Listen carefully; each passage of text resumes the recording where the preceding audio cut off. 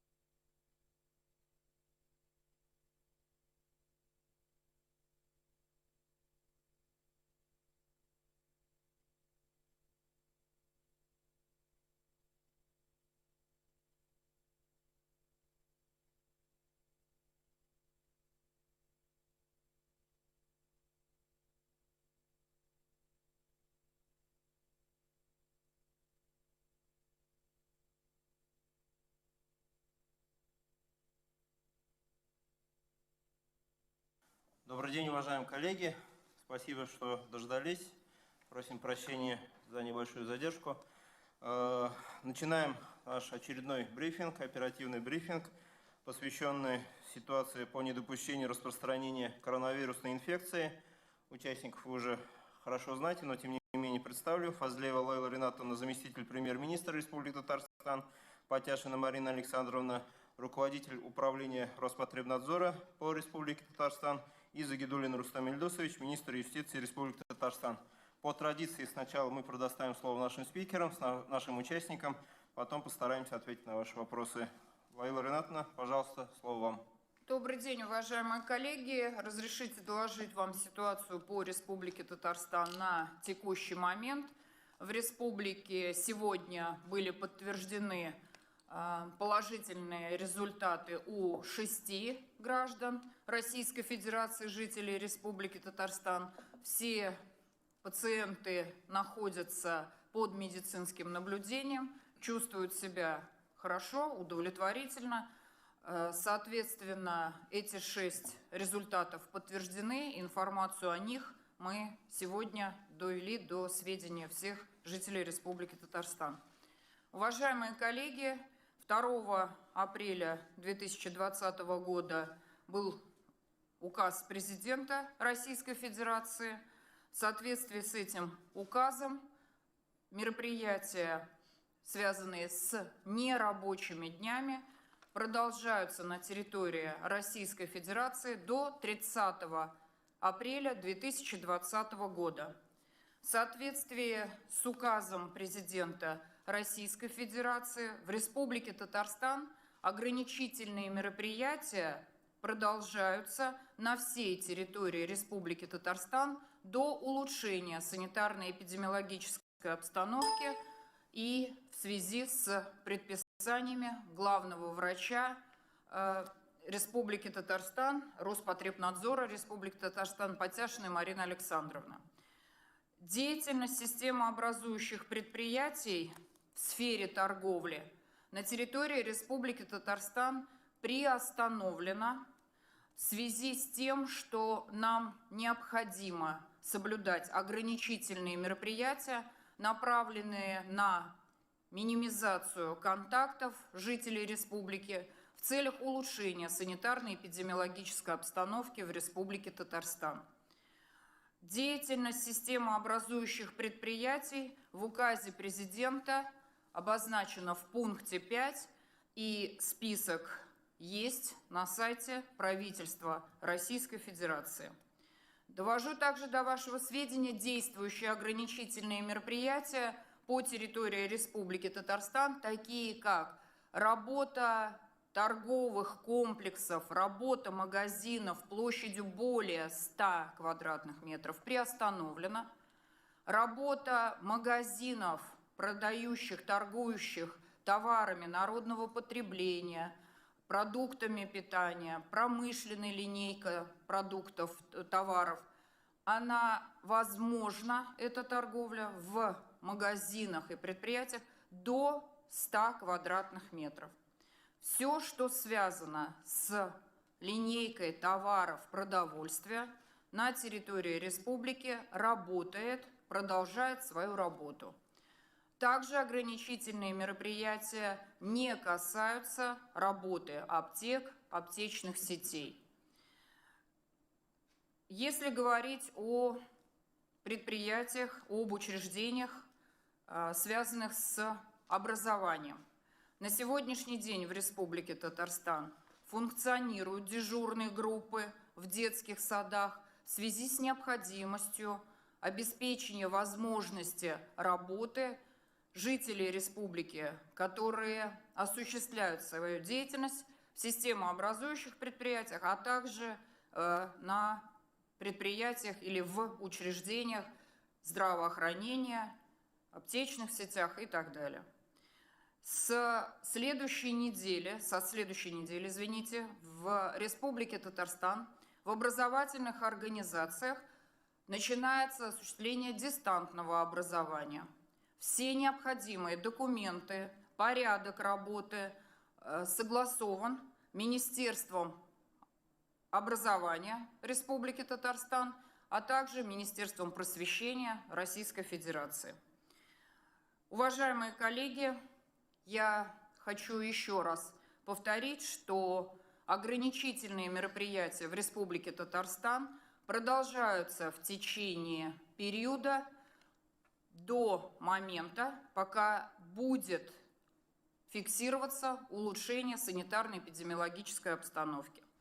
Кроме того, вся деятельность предприятий, учреждений, организаций на территории республики осуществляется только при условии соблюдения санитарно-эпидемиологического режима, при условии соблюдения всех требований Роспотребнадзора республики. Марина Александровна сейчас более подробно скажет о том, какие требования, и напомнит о том, какие требования сегодня предъявляются к предприятиям, учреждениям, организациям для того, чтобы исключить возможность заражения в ходе работы, осуществления деятельности жителями республики в организациях, учреждениях и на предприятиях. Марина Александровна.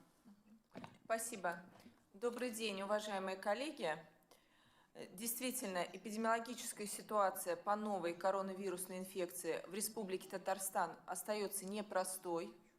На сегодня мы имеем 25 случаев подтвержденных коронавирусной инфекции в Республике Татарстан. При этом я хочу отметить, что 21 случай из 25 – это завозной случай, и только 4 случая – это случаи, которые близкие контакты с зараженной коронавирусной инфекцией. Кроме этого, важным показателем является, что из 25 случаев заболевших граждан Республики Татарстан, 6 случаев из них – это бессимптомное носительство инфекции. Это 24%, как и в среднем, в общем-то, в Российской Федерации. Что важно знать для предотвращения распространения. От одного бессимптомного носителя новой коронавирусной инфекции, как правило, заражается один гражданин. Если у человека, зараженного новой коронавирусной инфекцией, есть клинические проявления этой инфекции, то, как правило, от него заражаются не менее 3 лиц. В этой связи все те ограничительные меры, которые введены на территории Российской Федерации и на территории Республики Татарстан, крайне важны нам для сохранения здоровья наших граждан и для снижения темпов распространения новой коронавирусной инфекции. Эти ограничительные меры касаются как в отношении граждан, это самоизоляция, как в отношении ограничения их передвижения по территории Республики Татарстан, так и в отношении ряда объектов, о которых было уже сказано. Безусловно, что есть предприятия, учреждения и организации, которые продолжают функционировать в нормальном режиме, или системообразующие предприятия, и к этим предприятиям должны быть предъявлены, и мы предъявим к ним самые строгие требования по соблюдению санитарно-дезинфекционного режима, чтобы не допустить случаев распространения новой коронавирусной инфекции на этих предприятиях. Я отдельно скажу, значит, и повторюсь, что на всех предприятиях, которые продолжают или будут работать со следующей недели, необходимо соблюдать следующие правила. Во-первых, это обязательный контроль температуры при приходе на работу. Это обеспечить измерение температуры тела у всех сотрудников на предприятии и желательно каждые 4 часа во время рабочей смены. При обнаружении лиц с признаками инфекционных заболеваний верхних дыхательных путей вызвать врача, немедленно изолировать такого больного в отдельном помещении, и такое помещение должно быть предусмотрено на предприятии. До прибытия дежурного врача изолируем такого подозрительного лицо, либо скорой медицинской помощи. Обязательно нужно обеспечить весь персонал предприятия, учреждения, организации средствами индивидуальной защиты, это масками. В том числе обеспечить средствами индивидуальной защиты работающее население для пребывания на работе и пути на работу. Возможно предусмотреть трансфер, который должен обязательно обрабатываться вахтовым методом, возить рабочих на свое предприятие. Маски должны обязательно меняться через каждые 3 часа. Что еще очень важно, дорогие товарищи, граждане, это обеспечить дистанцирование всех работников друг от друга не менее 1,5 метра, в том числе на рабочих местах, зонах отдыха, помещениях приема пищи, в курительных зонах. А значит, если есть столовые на предприятии, то необходимо сделать график приема пищи такой, чтобы не допускать скопления народа при получении пищи. Обеспечить обеззараживание воздуха рабочих зон и других помещений пребывания сотрудников. Это обязательно в раздевалках, место проведения мероприятий, место питания. Это установить бактерицидные облучатели закрытого типа. Иметь постоянный запас дезинфицирующих средств, которые обладают антимикробным действием на вирусы, согласно имеющимся инструкциям. И обеспечить проведение обязательной дезинфекции всего оборудования, инвентаря, оргтехники, поверхностей с частотой не менее 3 раз в день с применением дезинфицирующих средств. В том числе протирать обязательно ручки дверей, перила, столы, спинок стульев, раковин для мытья рук, витрин самообслуживания, кнопок, лифтов. Строго контролировать возможность постоянной гигиены рук сотрудников с применением не только мыла, но и кожных антисептиков, иметь бумажные полотенца или одноразовые бумажные полотенца в санузлах или электросушителей. Организовать ежедневное проветривание рабочих зон с интервалом не менее 6 часов в течение рабочего времени, запретить использование кондиционеров. Обеспечить по окончании рабочей смены не реже, чем через 6 часов проведение влажной уборки помещений, также с применением дезинфицирующих средств. Запретить проведение совещаний, консультаций, собраний, перевести все совещания в режиме видеоконференц-связи. Ограничить или запретить перемещение сотрудников занимаемой рабочей зоны. Все эти мероприятия крайне важны для того, чтобы не допустить распространения инфекционного заболевания на территории рабочего предприятия, организации и учреждения. Предписание, которое будет выдано в адрес всех предприятий, обязательно для исполнения всеми учреждениями и будет контролироваться, жестко контролироваться его исполнение. Все, спасибо. Спасибо. Мои коллеги, еще раз хочу, резюмируя требования, которые сейчас озвучила Марина Александровна к предприятиям, еще раз хочу озвучить, что в соответствии с указом президента России, Российской Федерации, ограничительные меры продолжаются на территории всей Республики Татарстан до улучшения санитарно-эпидемиологической ситуации и обстановки. Деятельность системообразующих предприятий в сфере торговли приостановлена до улучшения санитарно-эпидемиологической обстановки. Объекты торговли до 100 квадратных метров продолжают свою работу. Объекты торговли свыше 100 квадратных метров промышленных товаров приостанавливают свою работу и приостановили уже свою работу. Если мы говорим и вопрос, предвосхищая ваш вопрос по строительной отрасли, то работа строительной отрасли продолжается. Объекты, связанные с дошкольным образованием, работают в режиме дежурных групп. И, уважаемые коллеги, еще раз повторюсь, что мероприятия действуют на территории республики, и деятельность приостановлена ряда системно-образующих предприятий, а также научных образовательных организаций, согласованных с правительством Российской Федерации в соответствии с пунктом 5 указа президента Российской Федерации, до, опять-таки, улучшения санитарно-эпидемиологической обстановки. Спасибо. Так, Рустам Ильдусович, есть у вас добавить?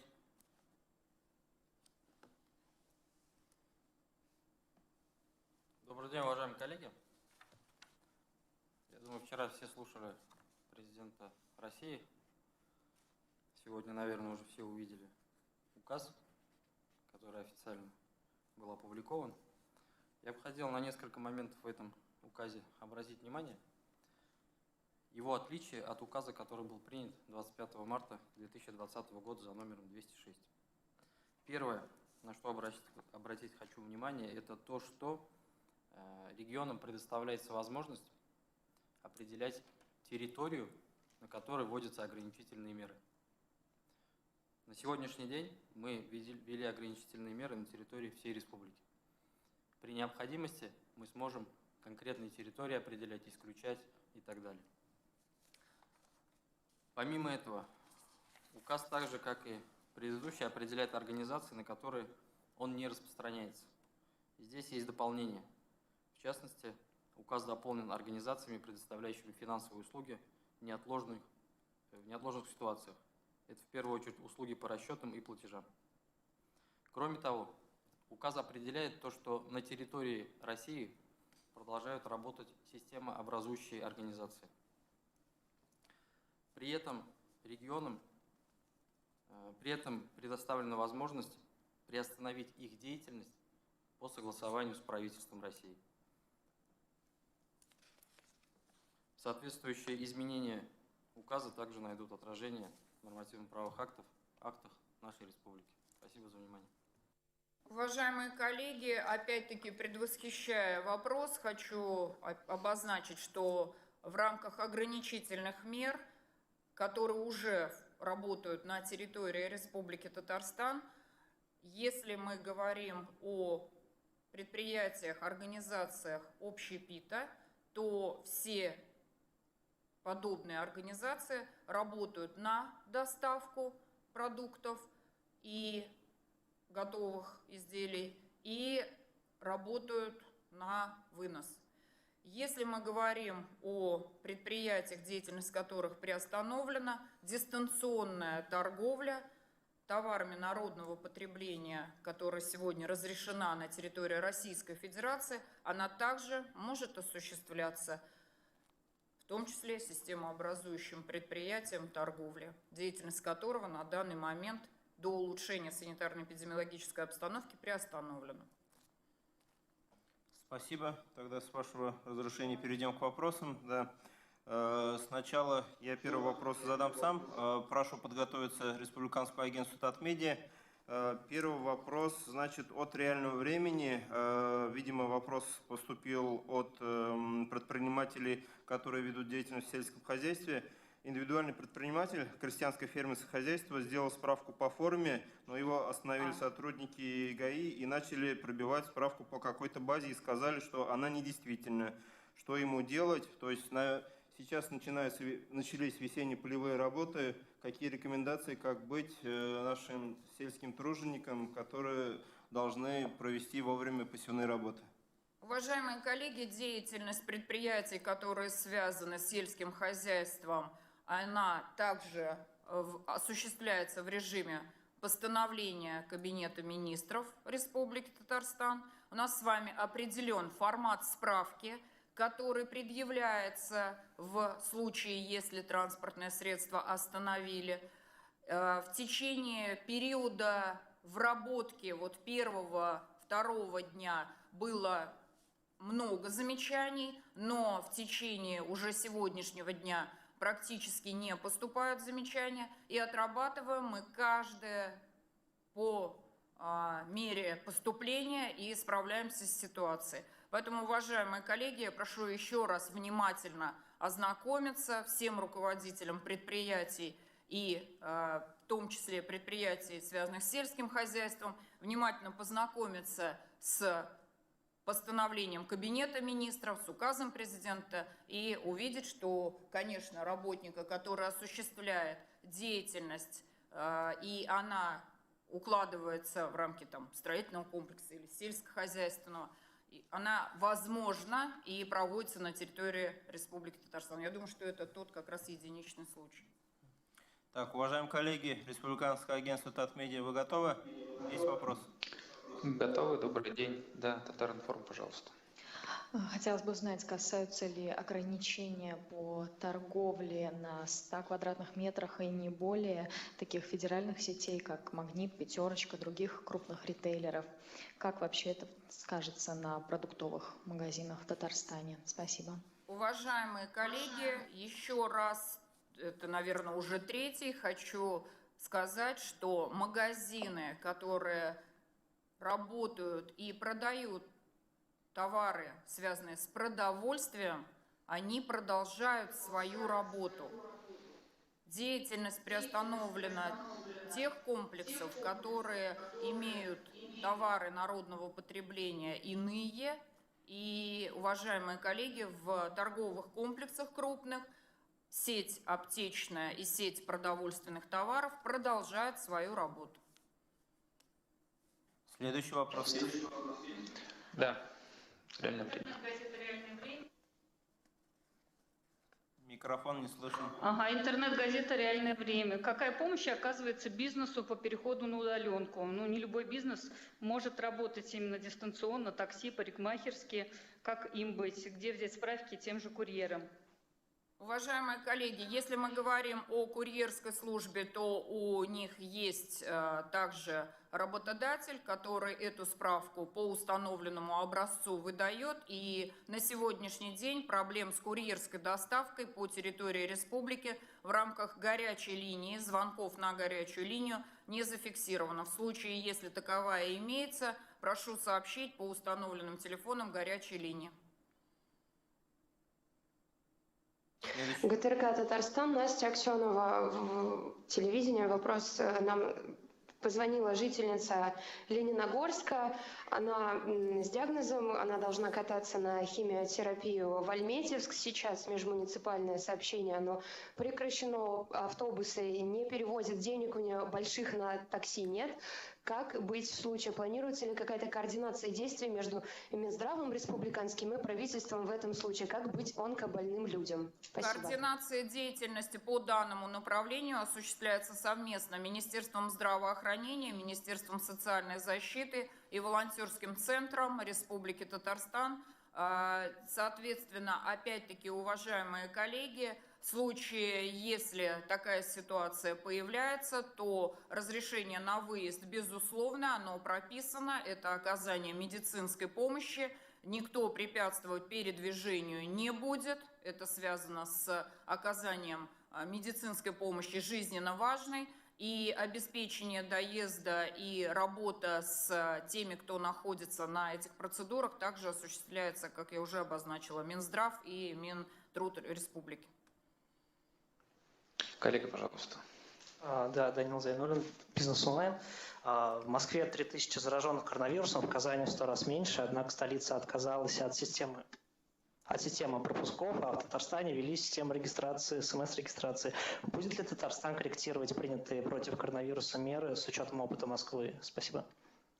Благодарю за вопрос. Уважаемые коллеги, на сегодняшний день система СМС-оповещения о передвижении в связи с режимом самоизоляции, она уже отработана, оттестирована и дает нам с вами ту самую необходимую разобщенность населения, минимальное количество возможных выходов. Но хочу сказать, что на сегодняшний день в 12 часов было зафиксировано около 170 тысяч обращений и СМС-оповещений. Соответственно, жизнь не останавливается, но максимально возможным образом мы все с вами в рамках этой меры получим тот самый эффект улучшения эпидемической ситуации в Республике Татарстан, который так все вместе хотим добиться ограничительными мероприятиями.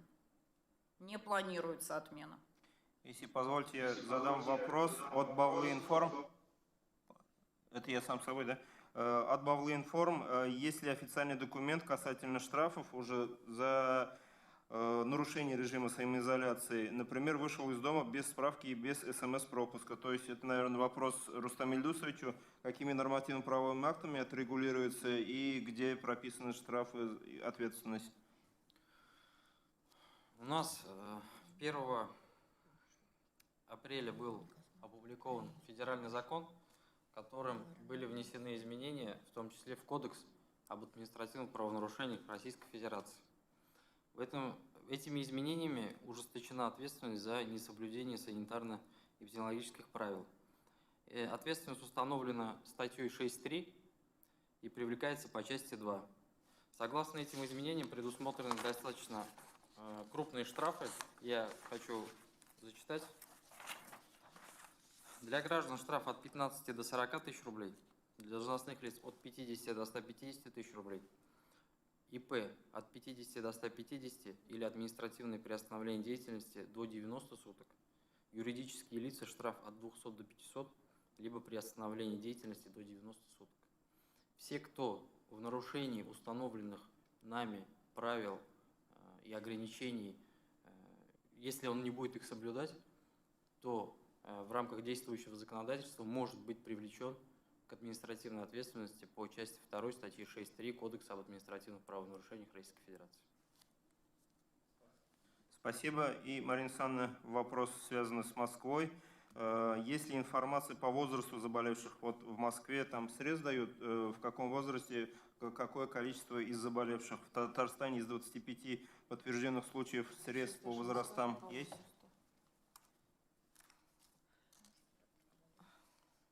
Да, у нас есть эта информация, мы такой срез отдельно, конечно, не делали, но у нас вот эти лица, да, вот то есть от 20 до 40 лет, до 46 лет. То есть у нас возрастных нет, все Да. вот как раз в возрасте Да, от средний 20 до возраст, да, 45-50. Коллеги, этим же и обусловлено большой процент, получается, бессимптомных форм. И все остальные формы у нас легкие и средней тяжести, поэтому это вот обусловлено достаточно таким молодым числом заболевшим. Понятно, спасибо. И вот мне оператор связи подсказывает, что у нас Нижнекамск на связи и хотят задать вопрос, пожалуйста. Добрый день, уважаемая Лейла Ринатовна. Вопрос следующий.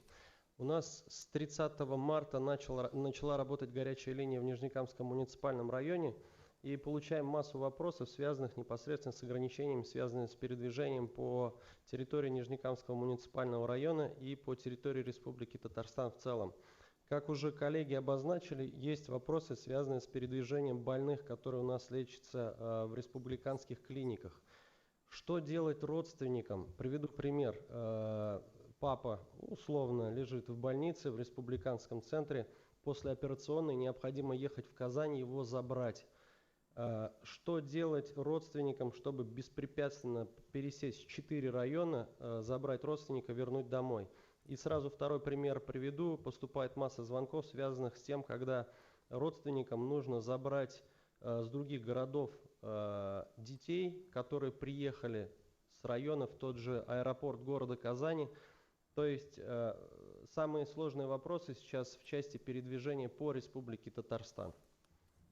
Уважаемые коллеги, 2 дня назад руководитель нашего Министерства цифрового развития как раз отвечал на все эти вопросы. На сегодняшний день Министерство цифрового развития также работает с горячей линией 8 800 250 90 33, и ответы на все эти вопросы, уважаемые коллеги, поступают сразу же, как только дозвонились. И есть, безусловно, выезд по СМС, доезжают до места, где нужно забрать из роддома, забрать из учреждений или из аэропорта и возвращаются. То есть, уважаемые коллеги, еще раз прошу быть очень внимательным к работе горячих линий, которые представлены, для того, чтобы вы могли возможность оперативно получать ответы на все эти вопросы, ну, не ждать вот брифинга, например. Дальше. Спасибо. И вот Бавлы говорят тоже на связи. Оператор связи. Добрый день. Добрый. Лейла Ринатовна, Марина Александровна, вопрос такой. Есть ли возможность расширить перечень услуг, оказываемых населению, мелким и средним бизнесом? К примеру, значит, у нас вот возникают такие вопросы, на нашу горячую линию поступают. Почему не работает сапожник? Минимальный, так скажем, общение с человеком. Мелкий ремонт, так скажем, бытовой техники. Тоже практически не общается. Сдали, ушли. Можно ли расширить этот перечень?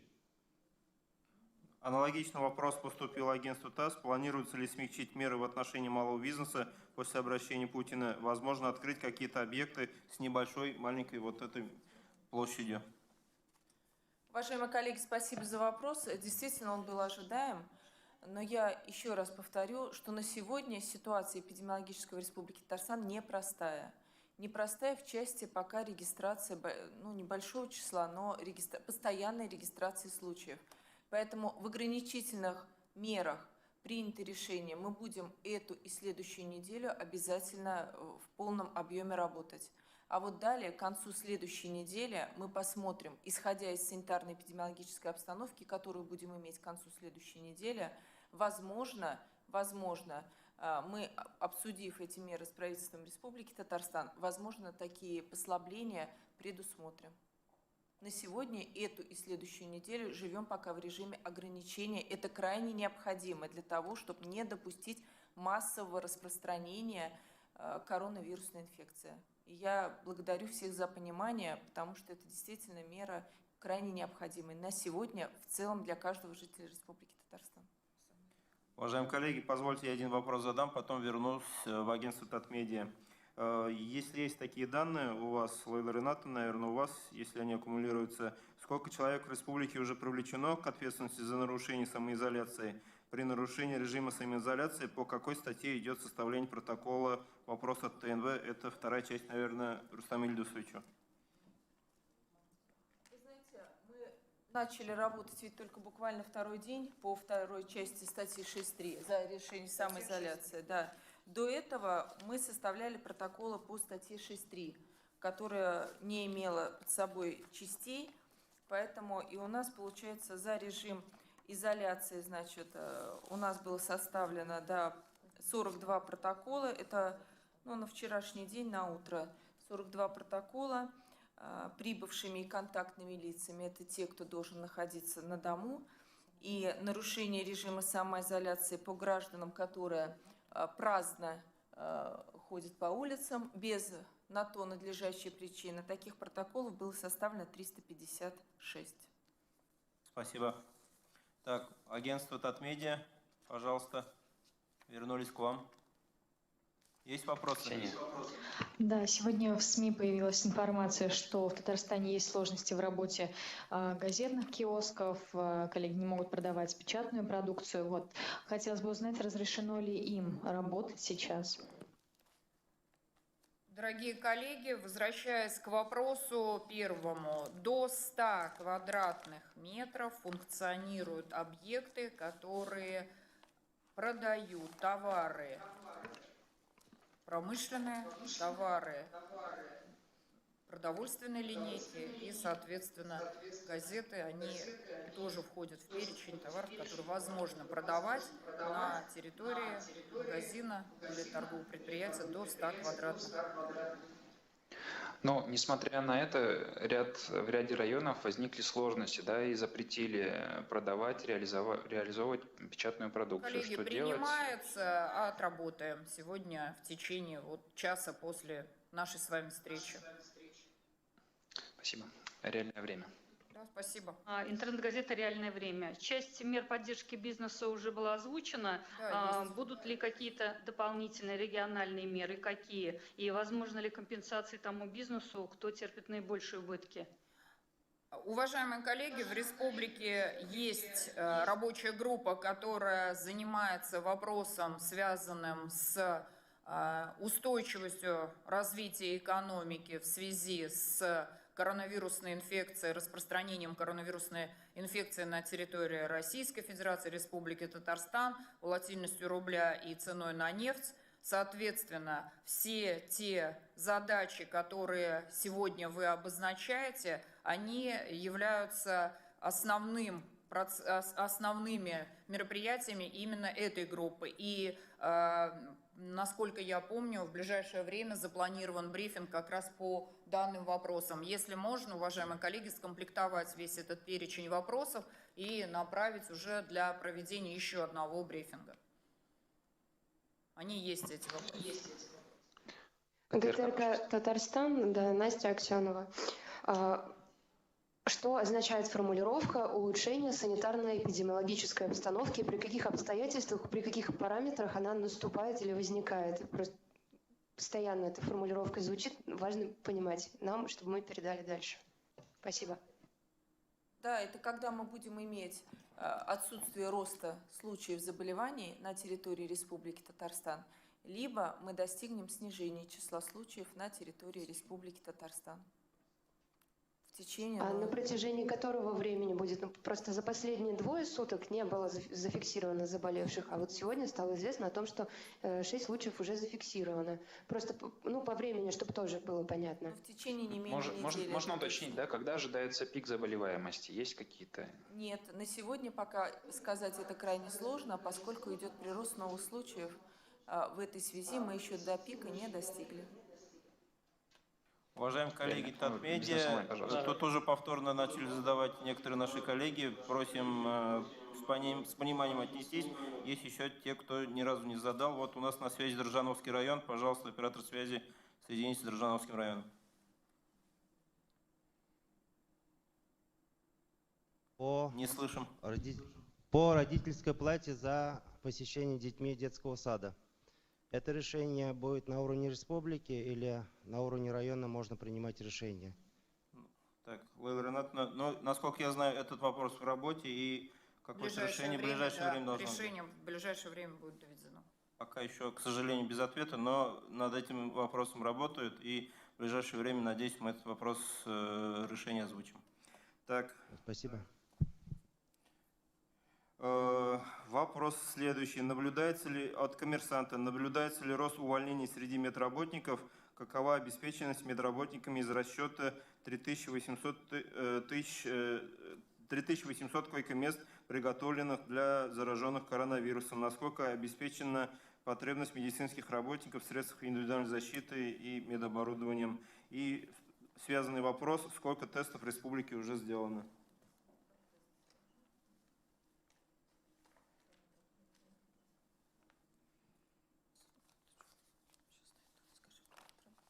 Уважаемые коллеги, по тестам Марина Александровна сейчас тоже даст информацию. Все, что касается максимальной осведомленности сегодня в связи с формированием койко-мест в рамках борьбы с коронавирусной инфекцией, я еще раз хочу поблагодарить журналистов за такое владение темой. Мы на сегодняшний день обеспечены медицинскими работниками в соответствии с теми требованиями, которые предъявляются. У нас с вами есть койко-места, которые имеют подвод кислорода, имеются койко-места, которые являются реанимационными и так далее. Это представлено в виде большого количества материалов. И, дорогие коллеги, на сегодняшний день эта структура точно укомплектована врачебным персоналом. Что касается обеспечения необходимого медицинского оборудования, оно имеется. Все, что касается вопроса, связанного с обеспечением так называемых СИЗов, то в принципе система здравоохранения обеспечена. Да, мы имеем с вами иногда вопросы, и очень часто вы задавали этот вопрос и задаете вопрос по обеспечению масками, средствами дезинфекции в розничной сети. Сейчас мы уже начинаем получать все эти препараты и получать все эти предметы. А если говорить о системе здравоохранения, то это находится на контроле у Министерства здравоохранения, обеспечено. Так, по количеству тестов. Всего было сделано тестов 12,5 тысяч исследований. На первом этапе было проведено исследование только Центром гигиены и эпидемиологии. Далее, с учетом того, что требовалось расширение количества лабораторных исследований, были включены лаборатории Министерства здравоохранения Республики Татарстан. И на сегодня, кроме Центра гигиены и эпидемиологии, который делает по 500 исследований ежесуточно, работает лаборатория Министерства здравоохранения. Они нацелены на работу 1000 исследований в сутки. То есть на сегодня 1500 исследований ежесуточно мы можем делать. Кроме того, есть лаборатории, которые еще есть в резерве в здравоохранении. Спасибо. Вопрос от Бизнес Онлайн Фазлеевой. Накануне Владимир Путин разрешил руководителям регионам самим решать, какие меры по борьбе с эпидемией использовать. То есть, исходя из эпидем-ситуации в каждом регионе, она отличается. Планирует ли такими полномочиями воспользоваться Рустам Минниханов, когда и в какой форме? Уважаемые коллеги, все необходимые ограничительные мероприятия в связи с текущей ситуацией санитарно-эпидемиологической в Республике Татарстан, они на сегодняшний день приняты, прописаны в постановлениях Кабинета министров Республики Татарстан по поручению президента. Соответственно, дополнительные мероприятия в ближайшее время не предусмотрены. В случае их появления мы, безусловно, сразу информируем всех о таких мероприятиях. На данный момент мы несколько раз уже как раз эту фразу и произнесли о том, что все меры, которые предусмотрены на территории Республики Татарстан, они соответствуют на сегодняшний день санитарно-эпидемиологической обстановке и ситуации. Сегодня мы с вами имеем фиксацию 6 случаев, а значит говорить о том, что ситуация улучшилась, мы пока не можем с вами. Но наши действия, нас самих с вами, жителей Республики Татарстан, жителей городов, районов республики, в частности, вот самоизоляция с точки зрения специалистов, инфекционистов, вирусологов, специалистов Роспотребнадзора уже позитивно должны отразиться на ситуации в течение, как вот Марина Александровна озвучила, возможно, конца следующей недели. И мы с вами будем фиксировать то самое снижение количества случаев. Но на это работает наше с вами ответственное поведение в рамках режима самоизоляции и соблюдения мер, которые необходимы, если мы с вами продолжаем работать и контактируем друг с другом.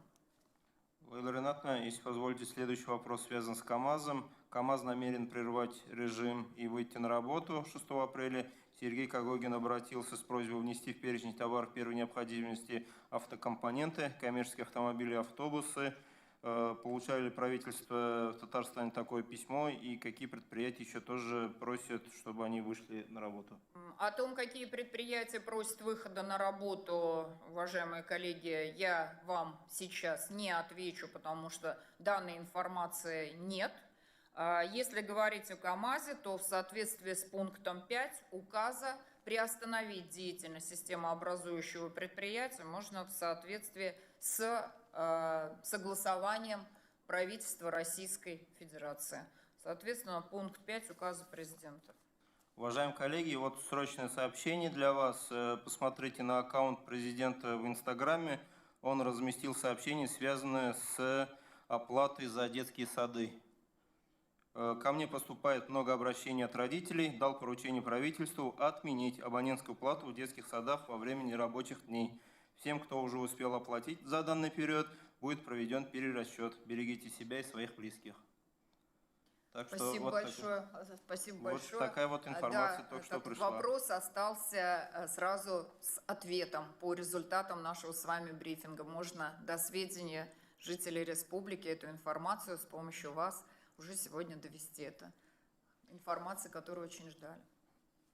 Так, и вопрос Марины Александровне. Есть информация, что не все больные коронавирусом выявляются ввиду тестирования, только тех, кто прибыл из-за границы. Пересмотрен ли подход, все ли больные признаками ОРВИ проходят тестирование на коронавирус? Может ли такой подход быть причиной для отсутствия зараженных внутри страны?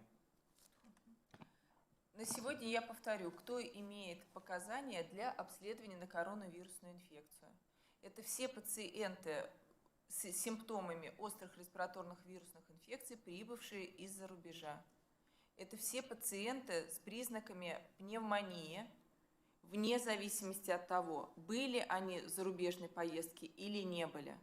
Вот все пациенты подлежат. Кроме этого, новые категории граждан, которые подлежат, это медицинские работники, которые регулярно с кратностью 1 раз в неделю будут исследоваться на коронавирусную инфекцию. Спасибо. И вот уточняющий вопрос.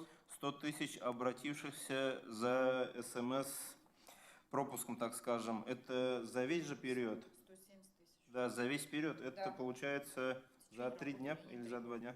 Кто выходит? Да. Так, уважаемые коллеги, Татмедиа, есть еще вопросы, пока я тут изучаю в чате? Да, есть. Ксения, пожалуйста. Возвращаясь к разговору о татарстанцах, которые возвращаются из-за рубежа, есть ли сведения о том, сколько еще мы ожидаем прибывающих людей? Уважаемые коллеги, правительством Российской Федерации принято решение об ограничении рейсов, прибывающих на территорию Российской Федерации, до 500 человек в день и до 200, соответственно, в регион. Пока на данный момент информации о прибытии бортов в Республику Татарстан не имеется. В случае поступления данной информации у нас есть алгоритм работы по приемке такого борта с жителями Российской Федерации, которые прибудут в город Казань. Безусловно, конечно, на сегодняшний день в соответствии с предписанием главного санитарного врача Российской Федерации и в соответствии с поручениями правительства мы работаем на направление всех прибывших на обсервацию. Соответственно, уважаемые коллеги, родственники, близкие должны очень четко понимать, что в случае прибытия в Республику Татарстан такого борта все прибывшие будут направлены в обсервацию. Сами обсерваторы, так называемые, они тоже в республике готовы. Принять мы готовы, но пока на данный момент информации о прибытии нет. Можно я дополню? Конечно. Время, пожалуйста. Так, уважаемые коллеги, я хочу цифру озвучить. Лиц, кто прибыл из-за рубежа и сегодня находится в режиме изоляции, и те лица, за которыми мы вместе с медицинскими работниками, вместе с сотрудниками МВД ведем пристальный контроль. Таких лиц у нас на территории Республики Татарстан 6829 на сегодняшнее утро. Спасибо. Спасибо. Вот любопытный вопрос, позвольте сразу. Проверяют ли волонтеров и курьеров, которые занимаются доставкой еды и медикаментов на коронавирус, и как часто? Уважаемые друзья, есть регламент работы, и проверяют, и работа с волонтерами, работа с волонтерами, она осуществляется, кроме того, с имеющимися масками и с имеющимися перчатками и так далее. Они обеспечены средствами индивидуальной защиты. Работа проводится. Станислав Назаров, телеканал «Россия-1» вот спрашивает, сколько раз можно менять место самоизоляции? На этапе решения принятия это ответственность гражданина, и он при пересечении границы Российской Федерации должен для себя четко иметь понимание, где он будет самоизолирован, определиться адрес, по которому его будут наблюдать медицинские работники, и это место не предусмотрено, чтобы он менял это место изоляции в силу непрерывного медицинского наблюдения за таким гражданином. Если этот гражданин не может обеспечить себя местом самоизоляции, к примеру, он проживает в общежитии, то тогда мы представляем его место в обсерваторе. Других вариантов не предусмотрено. Спасибо. Так, уважаемый оператор связи, есть ли у нас вопросы из районов, кроме Татмедиа?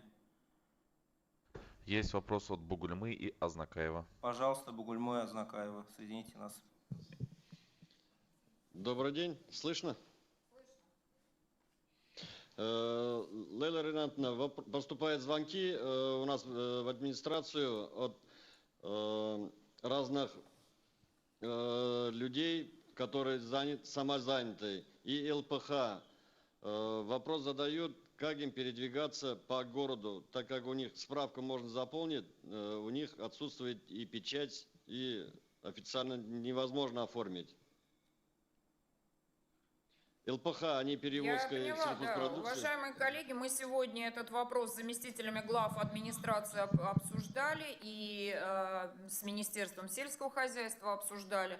В данном случае также было проговорено, что и руководитель группы, которая работает с этими поставщиками, дает им эту справку. В каждом случае есть свой, скажем, собирающий этих людей работодатель. Поэтому проанализируйте, пожалуйста, ситуацию и поймите, кто является, кто с ними контактирует, кто работает с приемом от них продуктов, товаров. И, соответственно, вы поймете, кто у вас. Просто вы задаете вопрос очень такой конкретный. И поэтому давайте отрешаем его уже конкретно в данной ситуации. Назовете, где что, и проработаем. С заместителем главы администрации мы сегодня только утром на эту тему разговаривали. Принято, спасибо. И Азнакаева, пожалуйста. Добрый день. Добрый. Здравствуйте. Вопрос такой. Несколько раз в ходе сегодняшнего брифинга прозвучало о том, что могут работать магазины, реализующие непродовольственные товары менее 100 квадратных метров. Насколько мы читали постановление Кабинета министров, работают магазины, реализующие товары непродовольственного характера, менее 100 квадратных метров, которые включены в перечень первоочередных по постановлению правительства Российской Федерации. Мы правильно это понимаем? Да, прописано, да. Спасибо. Спасибо вам. Так, вопросы, два вопроса от журнала «Татарстан». Первый вопрос. Рассматривается ли возможность тестирования статистической выборкой, представляющей модель населения республики для выявления действительного числа заболевших? То есть случайным методом как-то выборочно тестирование? Нет, пока такое тестирование не предусматривается. И второй вопрос. Возможно ли увеличить время действия спецпропуска до 2 часов, поскольку за час пожилой человек не может дойти до банка и снять пенсию и вернуться обратно? Да. В ходе работы первых дней СМС-оповещения этот запрос поступил. Уважаемые коллеги, в ближайшее время отработаем. С большей долей вероятности, что да. Так, позвольте, наверное, практически с моей стороны завершающий вопрос. Вопросов поступает очень много. Да, постепенно будем Коллеги, по итогам прошлого брифинга тоже был ряд вопросов, которые мы взяли в работу. Где-то даже не потребовалось ответ. Мы теми мерами, которые вы хотели увидеть эту ситуацию, урегулировали. Допустим, вы просили что-то пересмотреть, мы это пересматривали и вносили некоторые изменения в свою работу. Безусловно, дорога сложная, дорога, требующая конкретных решений по ряду случаев, не всегда типичных, поэтому я, конечно, традиционно в завершении брифинга должна сказать вам слова благодарности за те поступающие вопросы, потому что они тоже нас нацеливают на работу. Один вопрос, тем не менее, разрешите. Значит, вопрос такой, я считаю, что это тоже важный. Татарстанец, прибывший из-за рубежа в Москву, в аэропорту Шереметьево проходит проверку и заполняет анкету. Передают ли москвичи такие данные о прибывших уже в регион? Да. Спасибо за вопрос, действительно важный. Действительно, эта работа была изначально так построена, что в Шереметьево терминал, отдельно выделенный терминал был выделен для зарубежных рейсов. Коллеги, когда собирают анкету, заполненную зарубежных рейсов, немедленно, буквально в течение, наверное, 5-6 часов передают ее в субъект по отдельным каналам, и мы уже с медицинскими работниками начинаем работу по вручению необходимых документов этим гражданам, когда они прибывают, и начинаем медицинское наблюдение за ними. Спасибо. И завершающий вопрос. Вопрос, наверное, адресован мне уже. Можем ли мы использовать фрагменты из брифинга в социальных сетях, в своих там аккаунтах, средств массовой информации? Да, уважаемые коллеги, конечно, можете. Мы для вас это как раз и делаем. Через некоторое время полное видео нашего брифинга появится на официальном портале Республики Татарстан, откуда вы можете скачать, использовать в своих телевизионных сюжетах и также в социальных сетях районных изданий или же республиканских изданий. Так что прошу прощения, уважаемые коллеги, уже достаточно большой объем информации был озвучен, и этот объем информации вам также еще нужно и предстоит обработать и довести до населения. Мы будем встречаться с достаточно частой периодичностью. Всем спасибо за внимание, за участие. Берегите себя и своих близких. Уважаемые коллеги, завершая брифинг, я хотела бы традиционно сказать вам слова благодарности за нашу совместную работу. Да, вы можете использовать всю информацию, которую сегодня поступает от членов оперштаба. Мы специально работаем с вами таким образом для того, чтобы вы доводили до населения объективную, достоверную информацию. С этой целью именно созданы горячие линии. С этой целью работаем мы вместе с ситуацией по брифингам. Дополнительно между брифингами у нас есть с вами интервью членов штаба, которые, по вопросам, которые являются наиболее горячими, по вопросам, которые являются наиболее сложными. Нужно сказать, что в результате нашей совместной работы в понедельник, вторник, имея ряд больших вопросов в связи с введением на территории республики очень твердых, сложных ограничительных мер, мы, конечно, с вами работали в очень четком, постоянном взаимодействии. Я еще раз хочу поблагодарить. И, уважаемые коллеги, я прошу проверять информацию. Оперштаб доступен, проверять информацию. Хочу предупредить о том, что сегодня существует большой объем фейковой информации, информации, не соответствующей действительности. Мы также находимся все в зоне нашего с вами коммуникативного пространства, и мы можем вместе с вами прийти к точному убеждению, правда или нет та или иная информация. На сегодняшний день у штаба есть официальный Инстаграм-аккаунт, при этом существует еще 3 или 4 дополнительных аккаунта, поэтому я прошу всех работать с информацией очень четко и перепроверять, прежде чем эта информация появляется в сети. Со своей стороны, опять-таки, пользуясь случаем, перехожу к лирическому отступлению, которое традиционно в рамках брифинга есть. Сегодня я бы действительно сказала о том, что режим самоизоляции для каждого из нас является очень сложным. И то, как мы его соблюдаем, отражается на нашей статистике, отражается на количестве случаев. Сегодня в Инстаграм очень часто можно увидеть видео молодых и не очень молодых людей, которые с удовольствием рассказывают, как они не соблюдают режим, как они хотят быть вот такими интересными, крутыми. Удивляет, что это часто делают молодые люди, мужчины. Высокая миссия мужчины – беречь все самое-самое хрупкое, нежное на земле, беречь начало этой земли.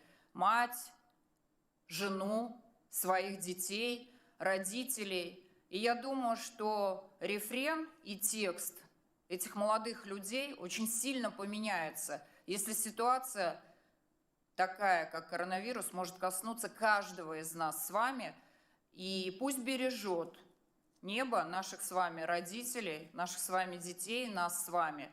Поэтому, когда мы друг другу в Инстаграм пересылаем сообщения о том, как кто-то припирается с сотрудником правоохранительных органов и доказывает ему возможность несоблюдения или соблюдения, поверьте, что совсем другая риторика бывает у тех, кто болеет, совсем другая риторика у тех, кто ощущает и испытывает на себе все проблемы, связанные с заболеванием. Берегите себя, берегите друг друга. Спасибо.